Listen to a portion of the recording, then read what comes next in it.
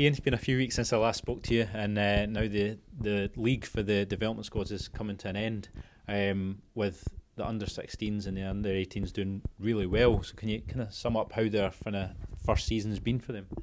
Yeah, it's been really good. So what's happened with the 16s, have been unbeaten. They've done particularly well for a first group starting in that advanced league. They've also done well again in the friendlies against elite opposition, although a couple of really testing, challenging games. Apart from that, done exceptionally well. 18s also have seen a rapid improvement. A couple of dips with them, but that's to be expected with a new group. So overall, really pleased with both groups. We take a break, as you say, with the CAS League coming up now, and we'll take a short break over the Christmas festive period, but it will only be a short break, and we'll go right into it in January again, and we'll look to do some sort of pre-season in January. We've got some plans in place for that to happen, and then we will go into the CAS Cup with 16s and 18s. We'll go in the league will resume again, and the newly formed 16s, which are training at the moment only, they will come into place in a CAS League themselves. So it's exciting stuff really going through December and into January with everything hopefully good into 2022. And a really good result for kind of Falkirk B mixed development squad against East Stirlingshire as well. Really impressive result given the calibre of opponents. How were your thoughts on that one? Well, that's an exciting proposition for this football club. I think that's the way forward. I think the pathway, 16s to 18s, to this B squad, old-fashioned reserves, whatever you want to term it as, we call it a B squad here, development squad. And that's the pathway that needs to happen, I think, to bridge the gap, to make it happen for boys to play first-team football. I've played a couple of games now, East Fife and also East Stirling, and had very positive reaction for the players. Average age of 17 in that last game against a strong Lowland League team. I was very excited with that. I liked what I saw. Boys that are maybe getting game time but are still very young with the first team, combined with the boys that I've got that are pushing up 18s, and we actually played a couple of younger ones as well, and they get to experience that environment and all that it takes to play men's football. And let's make no bones about it, they talk about development, but we want to win.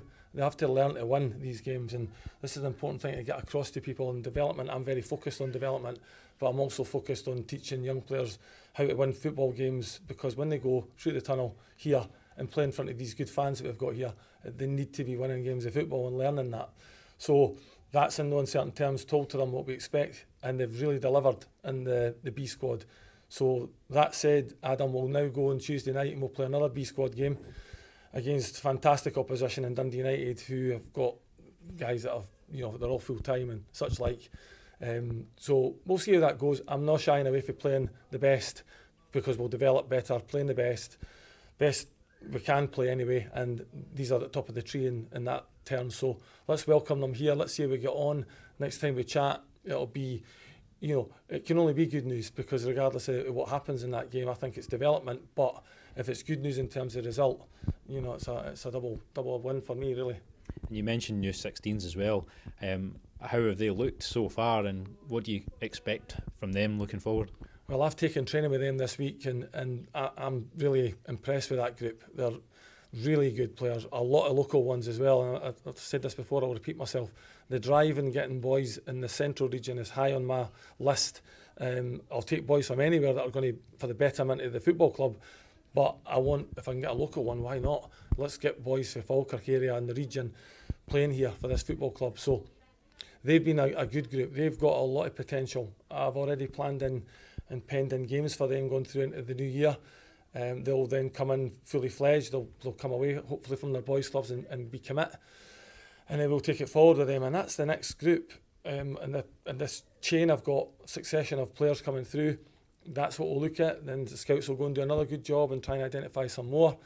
We'll coach them to the best of their ability, which I think is a high standard. And hopefully, as I said to them, and I say to every player that comes in here, who's going to be the first to run through that tunnel and play out of this next group? Said it to the 7s, said it to the 6s, I said it to the 5s and 4s. Who's it going to be? So slightly before that, with the 3s, Ben and Cammy and Mackenzie have done it. Now who's going to do it? Who's going to be next?